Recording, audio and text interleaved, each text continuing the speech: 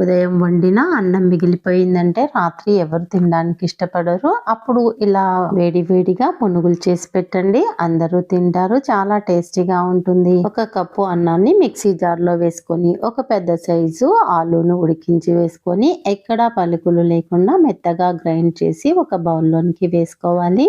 ఇందులోనికి సన్నగా కట్ చేసుకున్న ఉల్లిపాయ ముక్కలు, కరివేపాకు, కొత్తిమీర, పచ్చిమిర్చి, జీలకర్ర, టేస్ట్ కి సరిపడినంత సాల్ట్, అరకప్పు బొంబాయి రవ్వ, అరకప్పు పెరుగు వేసి మొత్తం కలిసే విధంగా మిక్స్ చేసుకోవాలి. వాటర్ వేయాల్సిన అవసరం లేదు.